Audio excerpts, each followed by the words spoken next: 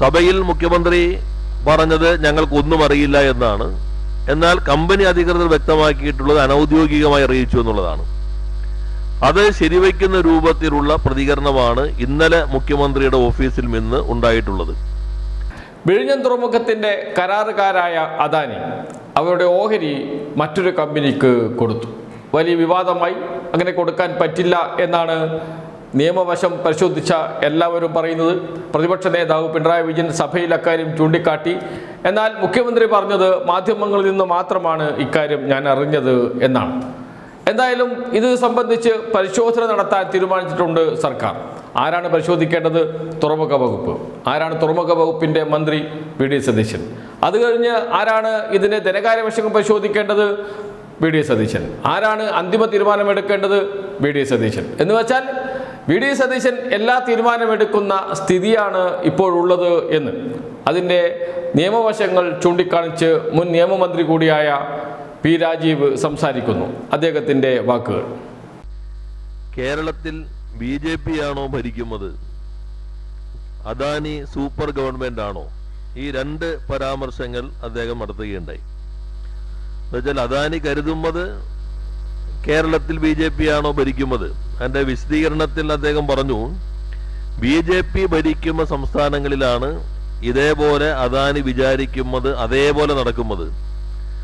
അപ്പോ അതിന്റെ അടിസ്ഥാനത്തിൽ കേരളത്തിൽ BJP സർക്കാർ ഭരിക്കുന്നു എന്ന് ചോദിക്കുമ്പോൾ AICC സംഘടനാ സെക്രട്ടറിക്ക് പോലും ഇപ്പോ കേരളത്തിലെ അനുഭവങ്ങളുടെ അടിസ്ഥാനത്തിൽ BJP ആണോ ഭരിക്കുന്നത് എന്ന് സംശയം വരുന്നു എന്നാണ് അതിൽ നിന്ന് മനസ്സിലാക്കേണ്ടത്.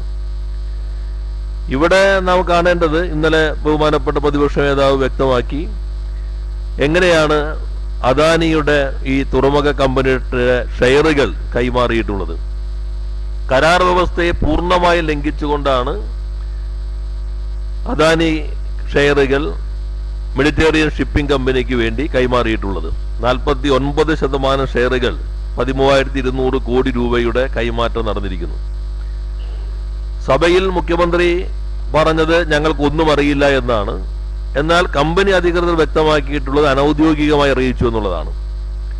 അത് ശരിവയ്ക്കുന്ന രൂപത്തിലുള്ള പ്രതികരണമാണ് ഇന്നലെ മുഖ്യമന്ത്രിയുടെ ഓഫീസിൽ നിന്ന് ഉണ്ടായിട്ടുള്ളത്. നിലവിലുള്ള കരാർ അനുസരിച്ച് പ്രയർ അപ്രൂവൽ വേണം, മുൻകൂർ അനുമതി വേണമെന്ന് കൃത്യമായി നിഷ്കർഷിച്ചിട്ടുള്ള അല്ലെങ്കിൽ കൃത്യമായ വ്യവസ്ഥയുള്ള സാഹചര്യത്തിൽ സെബിയിൽ ഈ എഗ്രിമെന്റിലേക്ക് എത്തി എന്ന് പറഞ്ഞ് സമർപ്പിച്ചതിന് ശേഷവും കേരളത്തിന്റെ മുഖ്യമന്ത്രി അസംതൃപ്തി പ്രകടിപ്പിച്ചു എന്നുള്ളതാണ്. അപ്പൊ നിയമവിരുദ്ധമായ ഒരു കാര്യം നടന്നിരിക്കുന്നു. കരാർ വ്യവസ്ഥകളുടെ പരസ്യമായ ലംഘനം അടക്കുമ്പോൾ ഒരു അസംതൃപ്തി എന്ന വാക്കുകൊണ്ടാണോ അവനെ പരാമർശിക്കേണ്ടത്? അപ്പൊ കരാർ ലംഘനത്തിനെതിരെ ശക്തമായ നിലപാട് സ്വീകരിക്കുമെന്ന് പറയാൻ എന്തുകൊണ്ട് മുഖ്യമന്ത്രി ധൈര്യം കാണിക്കുമില്ല? രണ്ട്, അദ്ദേഹം പറഞ്ഞത് ഇത് സംബന്ധിച്ച് ഗവൺമെന്റ് എല്ലാ വശവും പരിശോധിച്ച് തീരുമാനമെടുക്കും. അതിലാണ് നാം വളരെ ഗൗരവമായി കാണേണ്ടത്. ഇപ്പോ ഇവർ കൊടുത്ത എംപവേർഡ് കമ്മിറ്റി പരിശോധിക്കും. തുറമുഖ വകുപ്പ് കൈകാര്യം ചെയ്യുന്നത് മുഖ്യമന്ത്രിയാണ്. തുറമുഖ സെക്രട്ടറി മുഖ്യമന്ത്രിയുടെ സെക്രട്ടറി കൂടിയാണ്. ഇങ്ങനെ ഒരു കരാർ വരുമ്പോ അതിന്റെ ആദ്യത്തെ പരിശോധന എംപവേർഡ് കമ്മിറ്റി നടത്തിക്കഴിഞ്ഞാൽ അത് സ്വാഭാവികമായിട്ടും തുറമുഖ വകുപ്പിന്റെ കയ്യിലേക്ക് വരും. തുറമുഖ സെക്രട്ടറി രത്തൻ കേൽക്കർ പരിശോധിക്കും.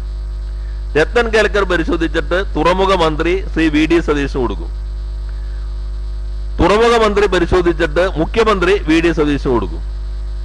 എന്തെങ്കിലും ഭരണപരമായ സംശയങ്ങൾ ഉണ്ടെങ്കിൽ മുഖ്യമന്ത്രി വി.ഡി. സതീശൻ അദ്ദേഹത്തിന്റെ സെക്രട്ടറി രത്തൻ കേൽക്കർക്ക് കൊടുക്കും. അത് കഴിഞ്ഞാൽ അടുത്ത ഘട്ടം ധനപരമായ ബാധ്യതകൾ എന്തെങ്കിലും ഉണ്ടോ എന്ന് പരിശോധിക്കലായിരിക്കും. അപ്പൊ മുഖ്യമന്ത്രി നേരെ ധനകാര്യ വകുപ്പ് മന്ത്രി ശ്രീ വി.ഡി. സതീശന് കൊടുക്കും. ധനകാര്യ വകുപ്പ് അത് പരിശോധിച്ചിട്ട് മുഖ്യമന്ത്രി വി.ഡി. സതീശന് കൊടുക്കും. മുഖ്യമന്ത്രി വി.ഡി. സതീശൻ അത് പരിശോധിച്ചിട്ട് നിയമപരമായിട്ടുള്ള സ്റ്റാറ്റസ് എന്താണ്, നിയമപരമായിട്ടുള്ള വശങ്ങൾ എന്താണ് എന്ന് പരിശോധിക്കാൻ നിയമവകുപ്പ് മന്ത്രി വി.ഡി. സതീശന് കൊടുക്കും. നിയമവകുപ്പ് മന്ത്രി വി.ഡി. സതീശൻ പരിശോധിച്ചിട്ട് മുഖ്യമന്ത്രി വി.ഡി. സതീശന് കൊടുക്കും. മുഖ്യമന്ത്രിക്ക് ഏതെങ്കിലും ഘട്ടത്തിൽ സംശയങ്ങൾ വന്നു കഴിഞ്ഞാൽ നേരെ മുഖ്യമന്ത്രിയുടെ സെക്രട്ടറി രത്തൻ കേൽക്കർക്ക് കൊടുക്കും. അപ്പൊ ഇതാണ് കിട്ടുണ്ണിയാരുടെ അടിയന്തരം എന്ന് പറയുന്ന പോലെ തന്നെ എല്ലാ കാര്യങ്ങളും ഒരു വ്യക്തി തന്നെ പരിശോധിക്കുന്നു. കേരളത്തിന്റെ ചരിത്രത്തിൽ ആദ്യമായിട്ടാണ് നിയമവകുപ്പ്, ധനകാര്യ വകുപ്പ്, പൊതുഭരണ വകുപ്പ് ഒരു മുഖ്യമന്ത്രി തന്നെ കൈകാര്യം ചെയ്യുന്നത്. നമ്മുടെ ഭരണനിർവഹണ സംവിധാനത്തിൽ നിയമവകുപ്പും ധനകാര്യ വകുപ്പും പൊതുഭരണ വകുപ്പും ഇൻഡിപെൻഡന്റ് ആയ വകുപ്പുകളാണ്. ബാക്കി എല്ലാ വകുപ്പിലെയും ഉദ്യോഗസ്ഥന്മാരെ നിയോഗിക്കാനുള്ള, മാറ്റം ചെയ്യാനുള്ള അധികാരമുള്ളത് പൊതുഭരണ വകുപ്പിലാണ്. അപ്പൊ തുറമുഖ വകുപ്പിൽ ഉൾപ്പെടെ സെക്രട്ടറി മാത്രമല്ല, ഏത് ഉദ്യോഗസ്ഥനാണ് ഫയൽ നോക്കേണ്ടതെങ്കിൽ അവിടെ ആരിരിക്കണം എന്ന് തീരുമാനിക്കുന്നത് മുഖ്യമന്ത്രി കൈകാര്യം ചെയ്യുന്ന പൊതുഭരണ വകുപ്പാണ്. അപ്പോൾ പൂർണ്ണമായിട്ടും ഒരു വ്യക്തിക്ക് ഇത് സംബന്ധിച്ച് തീരുമാനമെടുക്കാനുള്ള അവസരം ഒരുക്കിയിട്ടുള്ളതാണ്. വകുപ്പുകൾ നിശ്ചയിക്കുന്നത് മുഖ്യമന്ത്രിയാണ്. ഈ വകുപ്പുകൾ ധനം, നിയമം, പൊതുഭരണം, തുറമുഖം, ഏറ്റവും പ്രധാനപ്പെട്ട ഈ 3 സ്വതന്ത്ര വകുപ്പുകളും വിഴിഞ്ഞം തുറമുഖവുമായി ബന്ധപ്പെട്ടുകൊണ്ടുള്ള ഈ വകുപ്പും അത് സ്വയം ഏറ്റെടുത്തിരിക്കുന്നത് എന്തിന്റെ ധാരണയുടെ അടിസ്ഥാനത്തിലാണ് എന്ന് വ്യക്തമാക്കേണ്ടതുണ്ട്. അതുകൂടി മനസ്സിലാക്കിയിട്ടായിരിക്കാം AICCയുടെ സംഘടനാ സെക്രട്ടറി അത്തരമൊരു നിലപാട് പരസ്യമായി തന്നെ അദാനിക്ക് നൽകിയിട്ടുള്ള ആനുകൂല്യത്തെക്കുറിച്ച് പരാമർശിച്ചിട്ടുള്ളത്. അത് ഗൗരവമായി തന്നെ കാണേണ്ടതുണ്ട്.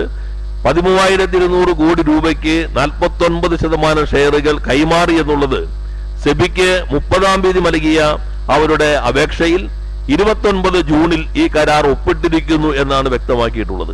അപ്പോൾ പ്രകടമായ നിയമലംഘനം നടന്ന സന്ദർഭത്തിൽ അത് സംബന്ധിച്ച് ശക്തമായ നിലപാട് സ്വീകരിക്കാതെ അതൃപ്തി എന്ന ഒരു വാക്കിനകത്താണ് മുഖ്യമന്ത്രിയുടെ ഓഫീസ് ഇപ്പോൾ പ്രതികരണം ഒതുക്കിയിട്ടുള്ളത്.